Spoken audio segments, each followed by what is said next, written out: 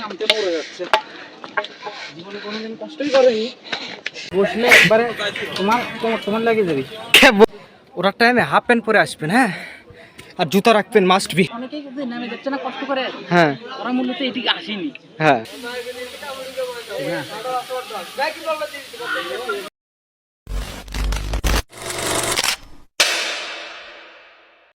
আসসালামু আলাইকুম রহমতুল্লাহ বরকাতুহু। আমরা বাসা থেকে বের হয়ে গন্তব্যের দিকে আমি এবং বশির ভাই রওনা করলাম। তো বাসার কথা বলতে গেলে বশির ভাই যখন চাকরিগত অবস্থায় চট্টগ্রাম ছিল ফিরিঙ্গি বাজার, তখনই আমরা প্ল্যান করছিলাম ট্যুর দেওয়ার। সেই সুবাদে তার বাসা থেকে বের হয়ে আমরা জাহাজ ঘাটে চলে আসলাম ফিরিঙ্গি বাজার। তো তাড়াহুড়া করে ছোট্ট নৌকাতে উঠে আমরা ঘাট পাড়াতে লাগলাম এবং দৃশ্য দেখতে লাগলাম, এবং ইতিমধ্যেই আমাদের নৌকা চালানোর জন্য একটা স্পাইডারম্যান পেয়ে গেলাম, যে নির্দেশনা দিচ্ছে কিভাবে নৌকাটা নিয়ে যেতে হবে। ইনি মূলত সরাসরি স্যাটেলাইট থেকে তথ্য সংগ্রহ করে নৌকা পরিচালনা করে থাকে।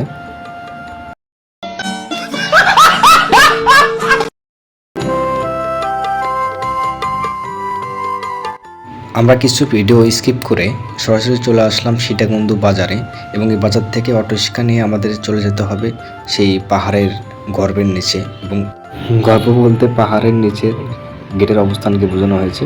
তো আমরা নিরিবিলি পরিবেশে অটো চড়ে পাহাড়ের সেই নিচের উদ্দেশ্যে যেতে লাগলাম। অটোওয়ালাকে বিদায় করে দিয়ে প্রয়োজনীয় কিছু জিনিসপত্র কিনে নিলাম, যেমন পানি এবং অন্যান্য জিনিসপত্র।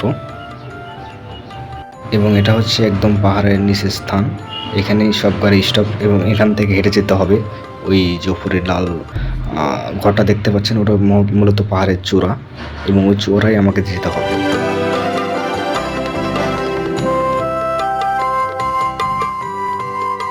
পাহাড়ে ওঠার শুরুতেই আপনাকে এরকম একটা গেটের সম্মুখীন হতে হবে, যা দেখতে অনেক সুন্দর। এবং আমরা যখন উঠতেছিলাম তখন অধিকাংশ লোক নামে আসতেছিল, এবং অধিকাংশ বলতে 80% লোক নামে আসতেছিল, আর আমরা উঠতেছিলাম। গাইস, আমাদের আগে কুকুরে অলরেডি ঘুরে চলে আসলো পাহাড় দর্শন করে, আর আমরা মাত্র যাচ্ছি।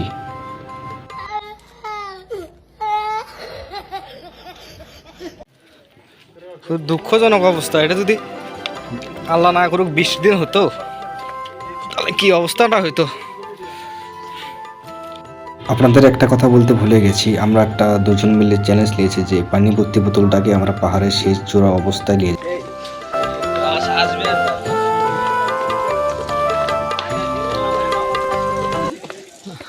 প্রথমে আমি যেভাবে ভাবছিলাম রাস্তা দেখে মানে খুশি হয়েছিলাম যে পাহাড়ি রাস্তা এইভাবে ওঠাই যাবে, কিন্তু এই রাস্তায় এসে তো আমার মাথা হ্যাং হয়ে গেছে, কারণ প্রথম যে সিঁড়ি ছিল পরবর্তীতে সেই সিঁড়ির সুবিধাটুকু আর নাই, এবং সবগুলো রাস্তা এরকম, এবং এর থেকেও খারাপ সামনে আর অপেক্ষা করতেছে রাস্তা। দেখতে থাকুন। জীবনে কোনোদিন কষ্টই করেনি, এই জন্য এই কষ্টটা খুব বেশি মনে হচ্ছে। এর থেকে বেশি কষ্ট করে গ্রীষ্মকাল আছে। গায়েস, আপনারা একটা জিনিস মনে করে আসবেন, সেটা হচ্ছে এই পাহাড়ে আসলে ওরা টাইমে হাফ প্যান্ট পরে আসবেন, হ্যাঁ, আর জুতা রাখবেন মাস্ট বি। আমার মতো যদি এরকম ফুল প্যান্ট পরে আসেন তাহলে হচ্ছে অবস্থা নাজেহাল হয়ে যাবে।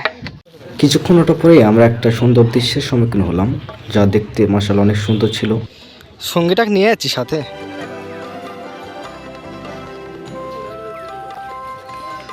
এই জন্য বলছিলাম ব্যাট কম করেন, ব্যাট কম করেন।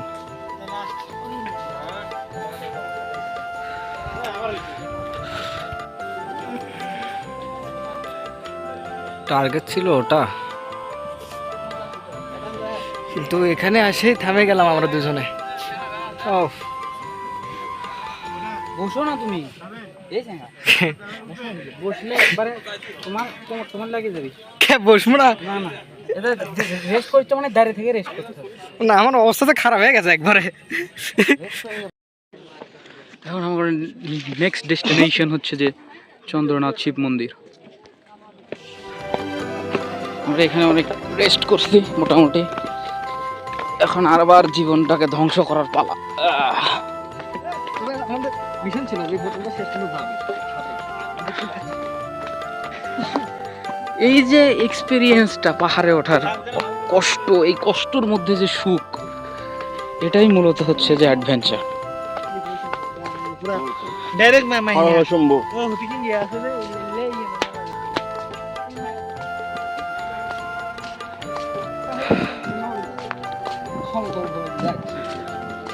আমরা অনেক কিছু ভিডিও করতে পারিনি, কারণ এত দুর্গম রাস্তা, ওঠায় অনেক কষ্টসাধ্য, সেখানে ভিডিও করা আরো কষ্ট হয়ে যায়, যার জন্য আমরা অনেক কিছু ভিডিও করতে পারিনি। তো অনেকটাই চেষ্টা করতেছি ভিডিও করে দেখানোর। এখানে আসলে ওঠাটা একটা ছেলে খেলা না, যাত্রার পক্ষে এখানে ওঠা সম্ভব না, কঠোর পরিশ্রমী হতে হবে এবং জেদ থাকতে হবে প্রচুর, তবে এখানে ওঠা সম্ভব হবে। ঝড়ের সম্মুখীন হয় তাহলে সেই ক্ষেত্রে করো নাকি কোনো টিপস লাগবে তখন ইউটিউবে সার্চ করে দেখেলাম। কল আসছিল তো, একেবারে কল দিছিল, তুমি পোস্ট করলে। আমি পোস্ট করলাম মনে ঠিক এখানে অনেক শান্তি আছে। শত কষ্টের পরে আমরা চলে আসলাম পাহাড়ের সেই শেষ প্রান্তে। শেষ প্রান্ত বলতে বোঝানো হয়েছে পাহাড়ের সেই চন্দ্রনাথ মন্দির যেখানে অবস্থিত, এর উপরে আর কোনো ওঠার জায়গা নাই, এটাই লাস্ট বর্ডার। এখানে আমরা সত্যিই মনোমুগ্ধকর দৃশ্য, যা আপনি নিজ চোখে না থাকলে বুঝতে পারবেন না।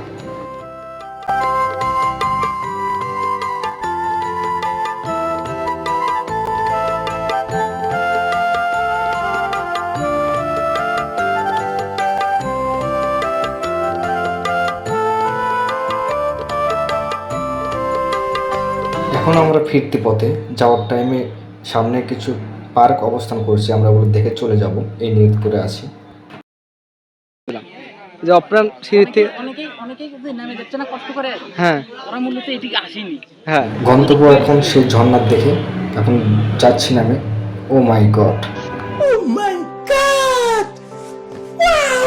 দুঃখজনক বিষয় হচ্ছে বসি ভাই আমাকে রেখেই মহিলা টিমে যোগদান করেছে, এটা ভাবিকে বলে দেবো। ভালো হয়ে যাও মাসুদ, ভালো। তারপর আমরা সেই পার্কের ঝর্ণার টিকিট সংগ্রহ করে নিলাম, নেওয়ার পরে এখন ঝর্ণার দিকে যাচ্ছি।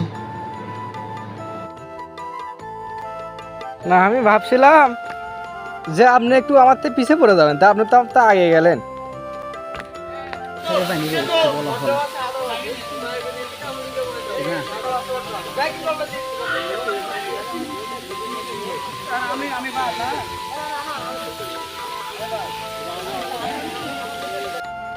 তো গাইস, ভিডিও শেষের দিকে আমরা এখন চলে যাব বাসার উদ্দেশ্যে। এখানে ওঠার সঠিক সময় হচ্ছে সকাল 6টার ভেতরে, কারণ বেশি টাইম হয়ে গেলে আপনার নামতে দেরি হয়ে যাবে। আর আমরা সেই ভুলটাই করছিলাম, নামার টাইম অনেক ঝড় এবং ভয়াবহ অবস্থার মধ্যে ছিলাম আমরা। যাই হোক, অদ্ভুত এক অনুভূতি এবং এক্সপিরিয়েন্স হচ্ছে, যা আপনারা না গেলে বুঝতে পারবেন না। শীঘ্রই আপনারা ঘুরে আসুন সীতাকুণ্ড চন্দ্রনাথ পাহাড়। ধন্যবাদ।